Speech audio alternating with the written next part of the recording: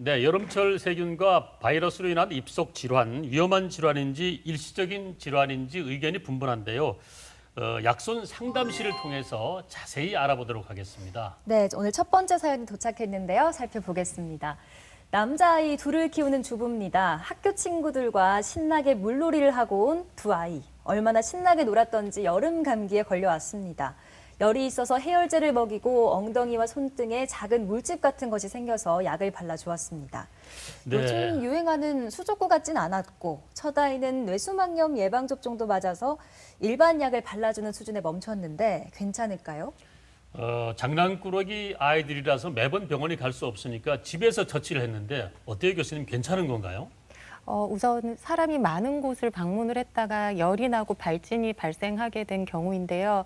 네, 수족구라고 하면 전형적으로는 구내 안에 이제 염증이 있으면서 또 이제 손과 발에 물집이 잡히게 되는 경우를 얘기하는데, 이러한 발진이 이제 일반적으로 얘기하는 수족구에서 말씀하는 것처럼 전형적이지 않은 경우들이 있습니다. 한 4분의 1 정도 환자에서는 입안에만 염증이 생기는 경우도 있고, 또 이제 손과 발에만 염증이 생기는 것이 아니라 무릎이라든지 또는 엉덩이 쪽에 또는 팔꿈치 쪽에 이렇게 비전형적인 발진이 생기는 경우도 있기 때문에 수족구가 아니라고 단정을 짓기가 어려운 경우들이 또 굉장히 많이 있을 수 있고, 또 이제 일반적으로 뇌수막염 예방 접종이라고 하면 그 뇌수막염을 흔히 일으키는 3대 세균성 원인 중에 하나인 B형 헤모필루스 인플루엔자 균에 대해서만 이제 예방이 된 경우들이 많이 있습니다. 그래서 그 예방 접종을 했다고 하더라도 모든 세균에 대해서 이제 커버가 되는 것이 아니고, 또 이제 나머지 수막구균이라든지 기타 세균성이라든지 또는 장바이러스와 같은 바이러스에 대해서는 예방이 되지 않는 경우들이 많기 때문에 뇌수막염 예방 접종을 했더라도 어떤 발진이라든지 또 발열이 있거나 또는 구토를 한다거나 하는 어떤 뇌수막염 의심되는 증상이 있으면 병원을 빨리 방문을 해서 진단을 하는 것이 필요하겠습니다. 네, 병원 진단이 아주 중요하겠네요. 네, 약손에는 변화를 주고 약손 상담실을 운영하고 있는데요. 두 번째 사연을 소개해 드립니다. 여름 감기인 줄 알고 병원에서 감기약을 처방받아서 왔습니다. 그런데 갑자기 머리가 좀 아프고 목 뒤가 뻣뻣해지고 피부 트러블도 생긴 것 같습니다. 다시 병원을 찾아야 될까요? 그러니까 요즘 물놀이뿐만이 아니라 냉방병으로도 여름 감기가 흔해진 것 같습니다. 네. 그런데 이미 병원 처방까지 받았는데 또다시 병원을 가야 되나 어떻게 생각하십니까?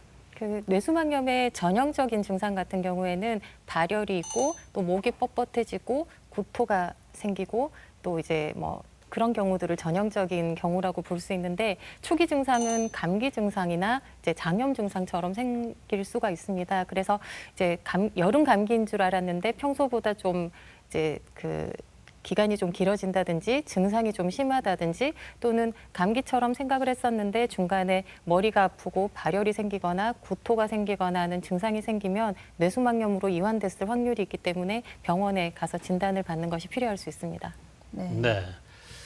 잠깐 들어보니까 증상도 명확하지 않고 잘못하면 사망에 이를 수도 있다고 하니까 쉽게 생각해서는 안 될 질환인 것 같은데요. 네. 뇌수막염이 어떤 건지 자세히 설명을 좀 부탁드립니다. 네, 알겠습니다. 슬라이드 보면서 네. 말씀을 드리도록 하겠습니다.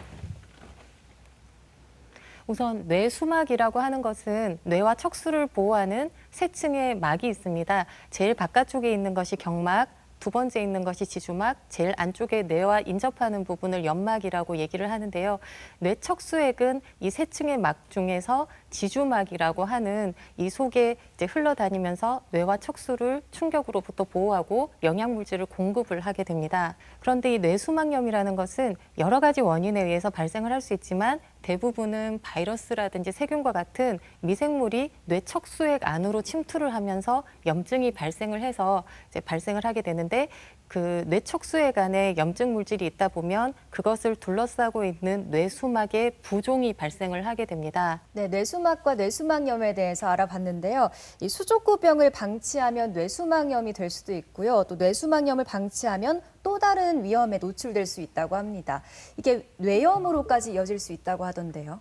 아까 말씀드린 바대로 뇌수막이 뇌와 척수를 싸고 있는 가장 인접한 기관이다 보니 이제 뇌수막에 있던 염증이 뇌염이나 척수염으로 이어지게 되는 경우들도 있습니다.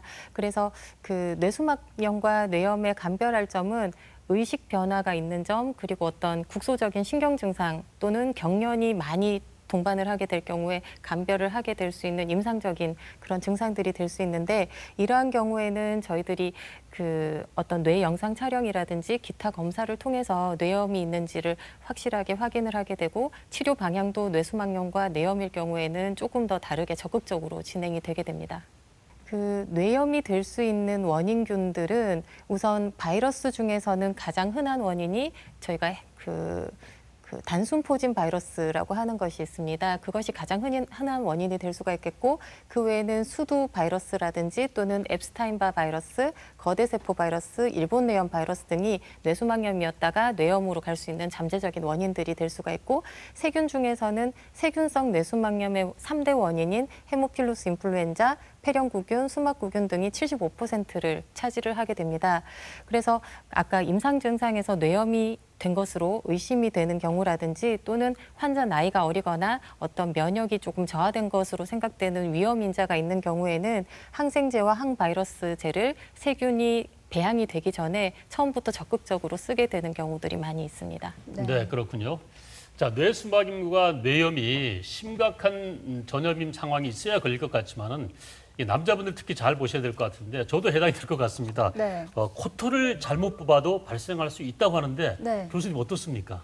보통 뇌수막염이 되는 경우는 호흡기라든지 기타 이제 통로를 통해서 혈행성으로 먼저 생겼다가 뇌수막으로 오는 경우들이 흔하기는 한데, 이제 뇌와 인접한 다른 여러 가지 기관들, 예를 들면 아까 말씀하신 코라든지 또는 구강내라든지 또는 부비동이라든지 기타 귀 안이라든지 이런 인접한 기관에 염증이 있을 경우에 그것이 직접적으로 뇌로 전파가 되는 경우들이 있습니다. 그래서 아까 코털을 뽑는다든지 하는 경우도 이제 가능성은 적지만 이 안에 염증이 심하게 될 경우에는 바로 이제 뇌로 직접적으로 이완이 될 수 있는 가능성이 있을 수 있습니다. 네. 네. 그러니까 아무 생각 없이 코털을 뽑는 등의 행동을 하는 게 또 심각한 문제가 될 수도 있었습니다. 조심해야 될 것 네. 같습니다. 자, 이렇게 뇌염으로 이어지지 않도록 뇌수막염 단계에서부터 철저하게 질환을 차단을 해야 될 것 같은데요. 일단 이 증상 구분이 어렵습니다. 일반 감기와 뇌수막염의 증상 어떻게 구분하면 좋을까요? 우선 이제 전형적인 증상으로는 고열이 나고 또 머리가 아프고 구토를 하게 되고 목 뒤쪽이 뻣뻣해지면서 목 숙일 때마다 고통이 유발되는 경부강직을 동반을 할 수가 있습니다. 그런데 이러한 전형적인 증상 이외에도 비특이적인 여러 가지 증상을 동반을 할 수가 있습니다. 예를 들면 기침, 콧물, 인후통과 같은 감기 증상, 또는 설사, 목통과 같은 장염 증상, 그리고 식욕이 떨어진다든지, 또 어린 소아들 같은 경우에는 이렇게 좀 헛소리를 한다든지 가벼운 정신과적 증상이나 아니면 경련 같은 것을 동반하는 경우들도 있습니다. 그래서 초기에 감기나 장염 으로 의심을 했다가 이것이 조금 더 심해지거나 기간이 길어진다고 생각되면 한 번쯤은 뇌수막염이 아닐까라고 의심을 해보는 것이 필요할 수 있습니다. 네.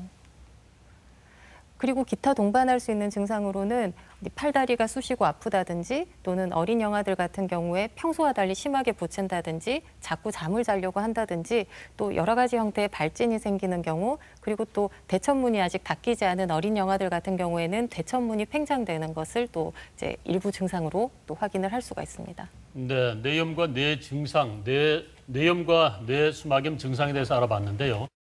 자, 뇌염과 뇌수막염 같은 신경계 질환이 발생했을 때 이걸 정확히 진단하려면 검사는 어떻게 이루어집니까, 교수님?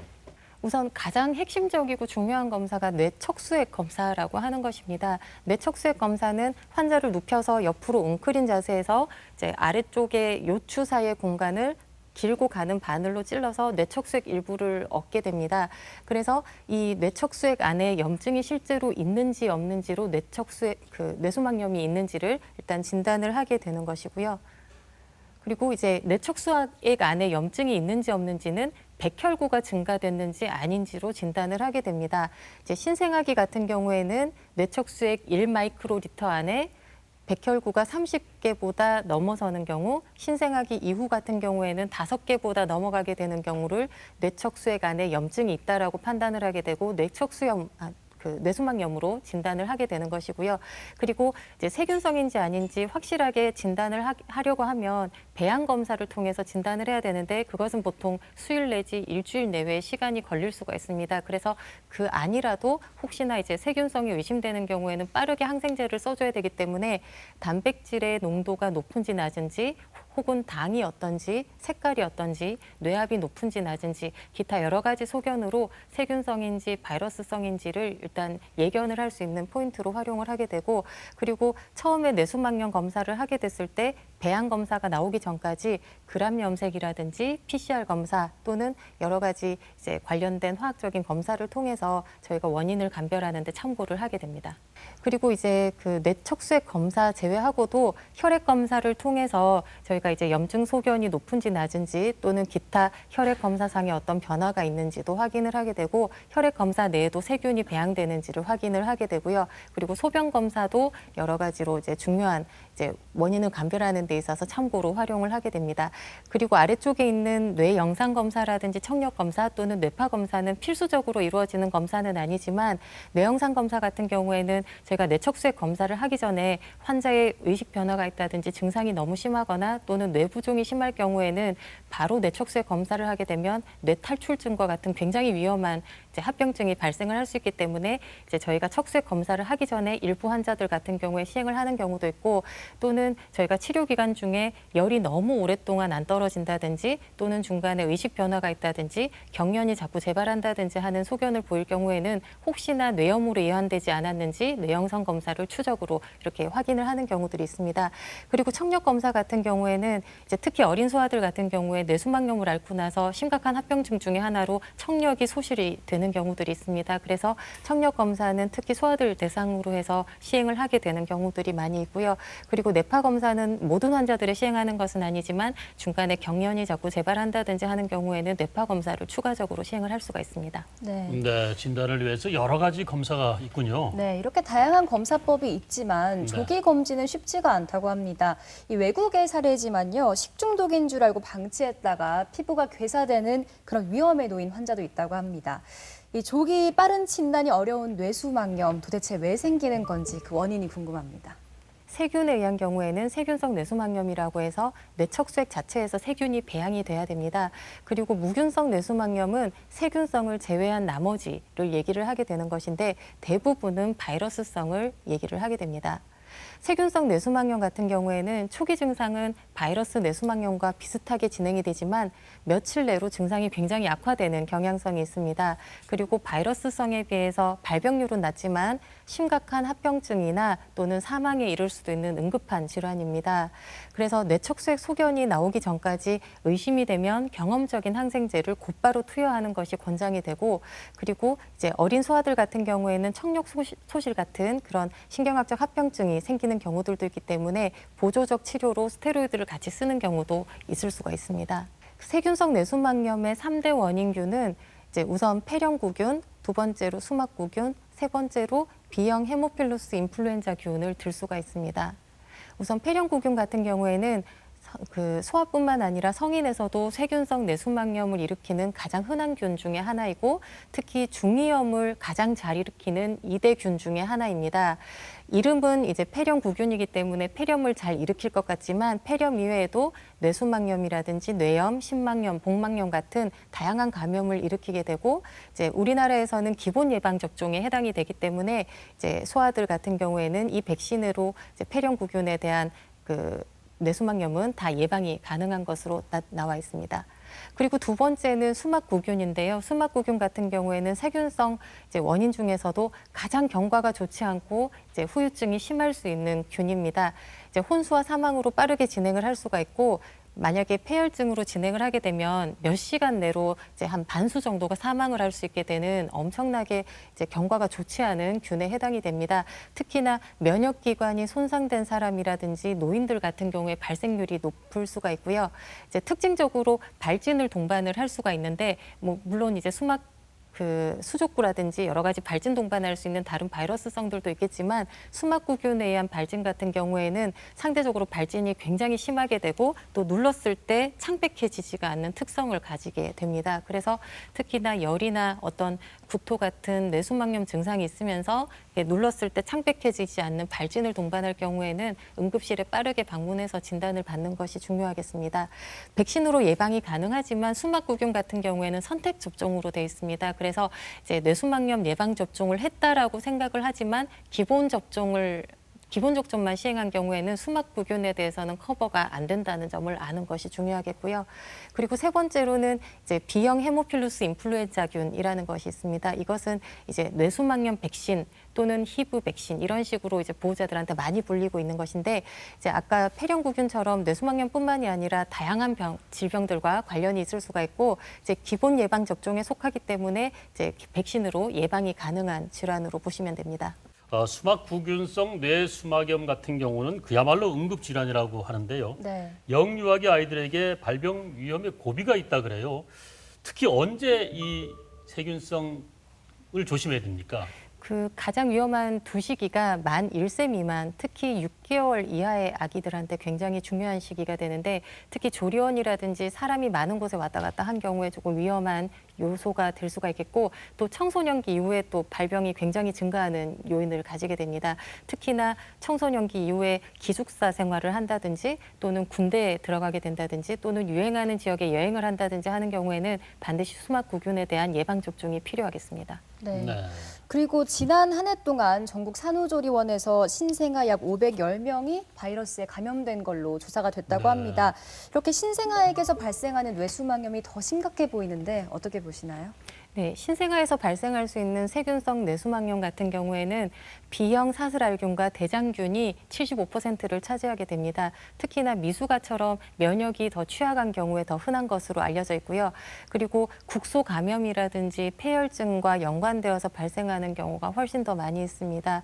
주된 증상으로는 이제 자꾸 잠을 자려고 하는 증상 또는 평소와 달리 수유량이 굉장히 많이 줄어드는 경우 또 열이 나는 경우에 뇌수막염을 의심을 해볼 수가 있습니다. 이외에도 여러 가지 호흡 곤란이 생긴다든지 또는 배가 빵빵해진다든지 또 구토나 설사 같은 이런 비특이적인 증상들도 동반을 할 수가 있고 그리고 나이가 조금 있는 소아들에 비해서 경련의 발생 빈도가 상대적으로 흔합니다. 한 30%에서 50%까지 경련을 동반을 할 수가 있고 그리고 대천문이 아직 닫히지 않은 소아들 같은 경우에 대천문이 동그랗게 이렇게 올라온다든지 또는 목이 뻣뻣해진다든지 하는 증상도 동반을 할 수가 있습니다.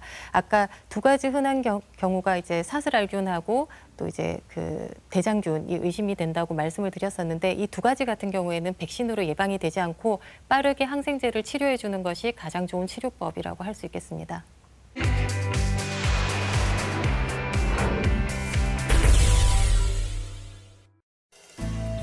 황 교수의 건강 비법, 영양제 복용이다.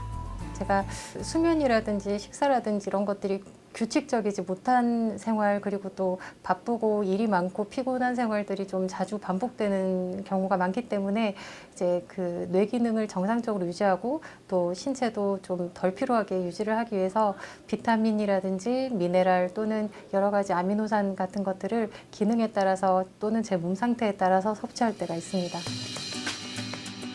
일상적인 접촉만으로도 쉽게 감염되는 질병이기에 황 교수는 틈날 때마다 손을 씻는다. 제 건강 비법 중 하나는 손 자주 씻기인데요. 특히 뇌수막염 같은 경우에는 손을 매개로 해서 감염이 되는 경우들이 굉장히 흔히 있습니다. 감염된 환자의 어떤 신체적인 접촉을 손을 통해서 했다가 그 손이 본인의 코나 입으로 오는 경우라든지 또는 그 환자의 호흡기 분비물이나 대변에 분비물이 묻은 어떤 공용 물품에 손이 간 다음에 그것이 호흡기 쪽으로 온다든지 하는 경우에 전염될 확률이 가장 높아지기 때문에 손을 자주 씻는 것이 뇌수막염 예방의 가장 큰 비법이라고 할 수 있겠습니다. 거품을 이용해 구석구석 손바닥을 마주대고 씻는 올바른 손 씻기 방법. 그 꼼꼼함은 24시간 환자를 돌보는 교수의 마음과도 꼭 닮았다.